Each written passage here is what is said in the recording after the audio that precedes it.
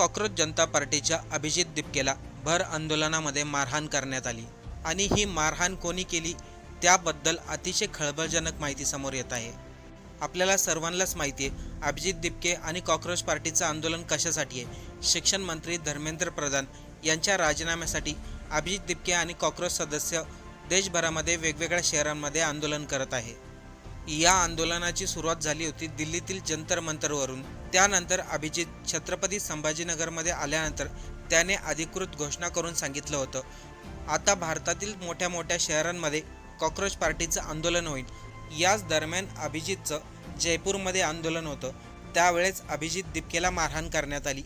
पोलिसांचा कडक बंदोबस्त असून देखील आता अभिजितला ही मारहाण कोणी केली, का केली तेच आपण या व्हिडिओमधून पाहणार आहोत। त्यामुळं सर्वांनी व्हिडिओ लक्षपूर्वक पहा। व्हिडिओला सुरुवात करण्याअगोदर आपण जर चॅनलवरती नवीन असाल तर सबस्क्राईब नक्की करा आणि फेसबुकवरती हा व्हिडिओ पाहत असाल तर तिथे फॉलो नक्की करा। गेल्या काही दिवसापासून संपूर्ण देशामध्ये एका नावाची चर्चा आहे आणि ते नाव म्हणजे कॉक्रोच जनता पार्टी आणि त्याचबरोबर दुसरं नाव म्हणजे अभिजित दिपके।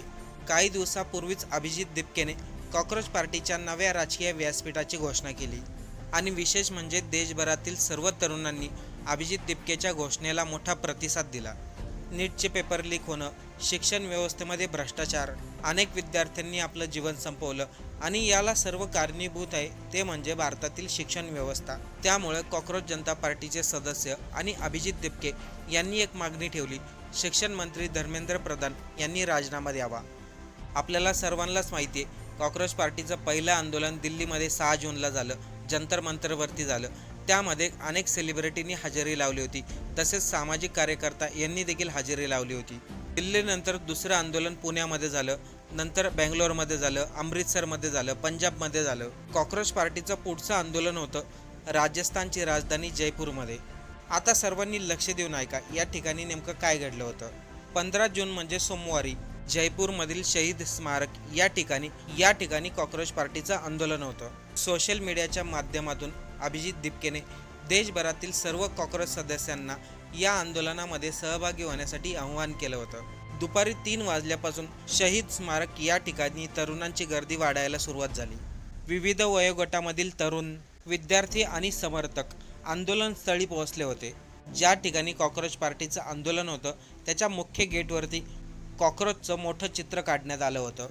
आंदोलकांच्या हातामध्ये मुझे देश से प्यार है, भ्रष्टाचार अस्वीकार है, पेपर लीक बंद करो, धर्मेंद्र प्रधान इस्तीफा दो अशा प्रकारचे बॅनर होते। आंदोलनाच्या ठिकाणी कोणताही अनुचित प्रकार घडू नये यासाठी पोलिसांचा कडक बंदोबस्त देखील होता।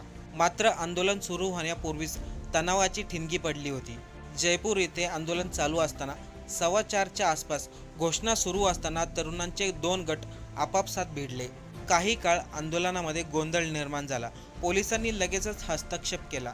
काही तरुणांना पोलिसांनी ताब्यातही घेतलं। याच दरम्यान त्या आंदोलनाच्या गर्दीमधून मोबाईल चोरी झाल्याच्या तक्रारी समोर येऊ लागल्या। त्यामुळे स्टेजवरून वारंवार सूचना दिल्या जाऊ लागल्या, प्रत्येकाने आपला मोबाईल सांभाळा। आता इथून पुढे सर्व खेळ सुरू होतो। परिस्थिती पूर्णपणे नियंत्रणामध्ये आणली होती। त्यानंतर पुन्हा आंदोलन सुरू झालं। 5:15चा टायमिंग झाला होता। अभिजितने सर्व कॉक्रोच सदस्यांसमोर मागणी केली, धर्मेंद्र प्रधान जोपर्यंत राजीनामा देत नाही तोपर्यंत कॉक्रोच जनता पार्टीचं आंदोलन थांबणार नाही। आंदोलन संपल्यानंतर समर्थकांनी अभिजित दिपकेला खांद्यावरती उचलून घेतलं आणि त्याला त्याच्या गाडीपर्यंत घेऊन जात होते। अभिजित तरुणांच्या खांद्यावरती बसला होता। खाली काही तरुण त्याला भेटण्यासाठी हात पुढे करत होते, पण याच दरम्यान एका तरुणांनी अभिजित दिपकेबरोबर हात मिळवण्याच्या बहाने अभिजितला मारहाण केली। त्याने 3 ते 4 फटके मारले। त्यानंतर अभिजितची मान पकडून त्याला खाली ओढण्याचा देखील प्रयत्न केला, पण कॉक्रोच पार्टीच्या सदस्याने तात्काळ त्या मारहाण करणाऱ्या तरुणाला बाजूला घेतलं आणि त्याला तिथंच भरगर्दीमध्ये चांगलंच चोपलं। अभिजितला ज्याने मारहाण केली त्या व्यक्तीला मारहाण करून त्याचे कपडे देखील फाडण्यात आले। पण आता इथे सर्वात मोठा प्रश्न आहे, भर आंदोलनामध्ये पोलिसांचा बंदोबस्त असताना देखील अभिजित दिपकेला एवढ्या गर्दीमध्ये घुसून कोणी मारलं? त्याचं उत्तर तुम्हाला आता पुढे मिळेलच। पण पोलिसांनी काय केलं बघा। अभिजितला ज्या तरुणाने मारहाण केली पोलिसांनी त्याला लगेचच ताब्यात घेतलं। पोलिसांनी जेव्हा अभिजितला मारणाऱ्या तरुणाला ताब्यात घेतलं तेव्हा त्याने काय घोषणा केल्या माहिती आहे का? हे मच्छर जिहादी मानसिकतेचे आहे। अभिजित दिपके विनाकारण देशामध्ये असंतोष पसरवत आहे। पेपर लीक हा फक्त एक बहाणा आहे, खरं तर अभिजित दिपकेला देशामध्ये एक वेगळी परिस्थिती निर्माण करायची आहे, जेणेकरून सर्वांमध्ये वाद झाले पाहिजे, असं त्या तरुणाने पोलिसांसमोरच घोषणाबाजी केली. आता ते बघा, ज्याने अभिजितला मारलं ते कोण होते. बघा, दिल्लीमध्ये पहिलं आंदोलन झालं होतं, तिथे देखील काही लोक असे आले होते जे कॉक्रोच पार्टीच्या आंदोलनाला बदनाम करणार होते. ते आंदोलन पूर्णपणे शांततेमध्ये होऊन देणार नव्हते. आंदोलन झालं, अभिजित दिपके छत्रपती संभाजीनगरला आला.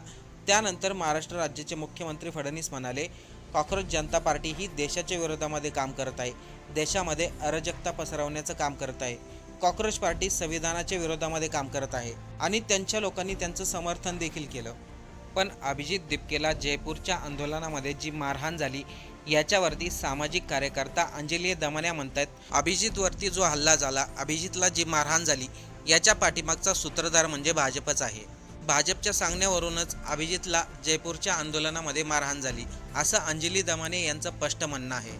अभिजितने स्पष्टपणे सांगितलं, माझ्यावरती किती हल्ले झालं, मला कितीही मारलं, तरी मी आंदोलन पाठीमागे घेणार नाही. अभिजित म्हणाला, आम्ही शांतपणे आवाज उठवणं सुरूच ठेवू. आम्ही गांधीवादी, आंबेडकरवादी विचाराचे आहोत. आमची कॉक्रोच जनता पार्टीचं आंदोलन हे पूर्ण शांततेत असेल. पण काही लोक अगोदरच कॉक्रोच पार्टीच्या आंदोलनाच्या विरोधामध्ये आहे आणि ते स्वतः सोशल मीडियावरती आणि माध्यमांवरती सांगतायत. म्हणजे माझ्यावरती हल्ला कोणी केला हे आपण समजून घ्या, मी कोणाचंही नाव घेणार नाही. एवढंच काय, काही लोक म्हणाले 500 रुपये देऊन अभिजित दिपकेला आंदोलनामध्ये मारण्यासाठी पाठवले होते. काही लोक डायरेक्ट म्हणतात, राजस्थानमध्ये सरकार कोणाचं आहे, तेथील पोलिसांचं नियंत्रण नव्हतं का, पुण्यामध्ये आंदोलन झालं, दिल्लीमध्ये झालं, त्या ठिकाणी काही घडलं नाही, मग जयपूरमध्ये अभिजितला मारहाण कसं काय झाली. या घटनेनंतर अनेक प्रश्न उपस्थित झाले. मारहाण करणारे नेमकं कोण होते, त्यांनी स्वतःहून हल्ला केला की कोणाच्या सांगण्यावरून केला. विशेष म्हणजे कॉक्रोच पार्टीच्या कोणत्याही सदस्यांनी जो हल्ला झाला त्याच्या विरोधात कोणतीही तक्रार दाखल केलेली नाही.